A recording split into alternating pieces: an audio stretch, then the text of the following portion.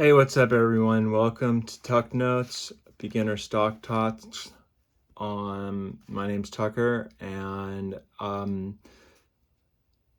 today we'll be hearing from Cathie Wood, CEO of ARK Invest. Some of you might know who she is, some of you might not know, but she is a very influential person.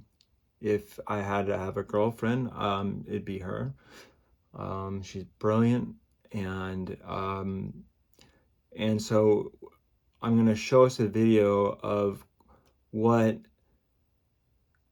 kind of her forecast on how the market projection, the stock market is going to be projecting itself in the next couple months, few years, and I'll give you a bigger oversight. But it's very, very informative. So let's check it out. About ARK's underperformance, and how do you explain that to investors who might be worried about? Well, you know, the investor who has been attracted to our strategies is a younger investor. I'll say it's across the spectrum, but the younger investors and the older investors who take us seriously about our 5-year investment time horizon, they're fine, because if you look at the past 5 years, we have outperformed NASDAQ, S&P, while I don't know what the number is, 75 to 80% of truly active managers have not. So we have that as a calling card, and we have a 5-year investment time horizon. We also give away our research. This is why we're investing in this space. And now we're playing more of a ground game, I would say. We're going to be publishing more of our models. So Tesla, we will put that update on GitHub next Monday, and we'll be tweeting, and our analysts will be doing videos so that our investors can understand the depth of knowledge that our analysts have, beyond the depth of knowledge, I think, of any other analyst in these technologies. The reason for that is we have organized our research teams by technology. There are 5 major platforms involving 14 technologies that are cutting across sectors. So they're technology specialists, and they are sector generalists. We think that's the right way to think about innovation.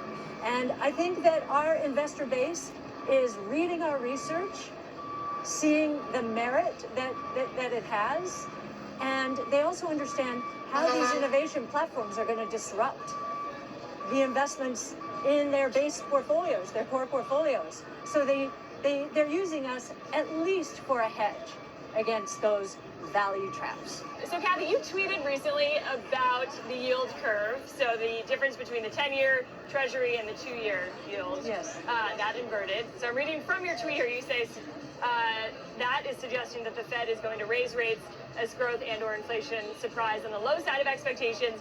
You say it's a mistake and that the Fed is playing with fire. So what do you mean there?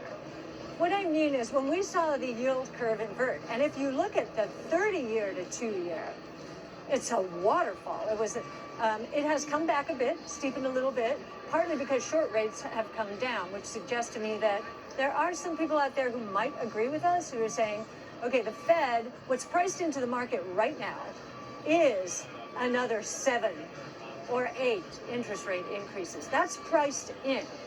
And now they're saying we're going to be more aggressive than that. We'll go 50 basis points at a clip. We're going to get aggressive in terms of quantitative tightening, no longer quantitative easing. And so we're looking at consumer sentiment down at levels we have not seen since 08, 09. Think about that. Record-breaking employment reports, record-breaking, unbelievably good. And yet the consumer is feeling terrible. 08, and no one's talking about this. You know, everyone who's saying, the economy's strong, no one's talking about a consumer sentiment. This is the University of Michigan Consumer Sentiment, suggesting that the consumer, which is 2/3 of our economy, is not happy and is actually depressed because their wage gains, income gains, are not keeping up with inflation. Mm-hmm. Their real income is dropping. And I think that the Fed has to watch out, because we see auto sales coming back down, and everyone says, oh, that's supply chain. We see furniture stores big disappointments. Restoration hardware is a good example. One retail industry after another is saying, whoa, something's happening here. But the headlines out there from a macro point of view are not picking up those micro signals, nor are they picking up the consumer sentiment surveys. So we're just looking at the facts, and we're looking at all of the data. And the final piece I'll add is if you look at the inventory buildup that is taking place right now, partly because consumer demand is disappointing expectations, inventories can build up very quickly when the consumer goes on strike. So inventory to sales ratios might be low right now, but they can go up very quickly when the consumer says no mas. Short-term inflation, things like you mentioned, higher sales, higher costs for consumers. Isn't that an inflationary environment? How would you explain that? Yes, we've seen one supply shock after another. It went much further than I expected. I expected the supply chain bottlenecks after COVID to clear up in 6 months. It's been 2 years. All right.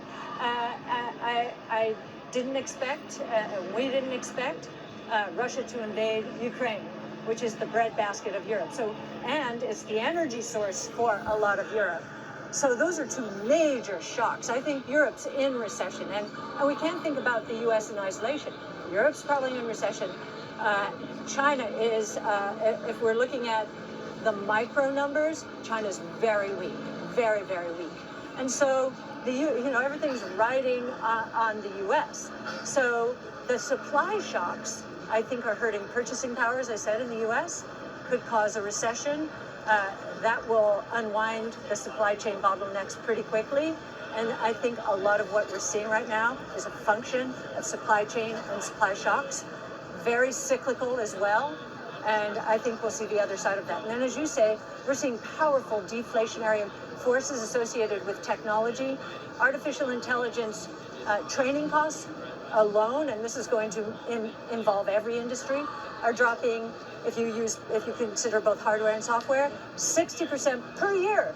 That's just one example of the deflationary undercurrents in the global economy. And so I think longer term, we're going to see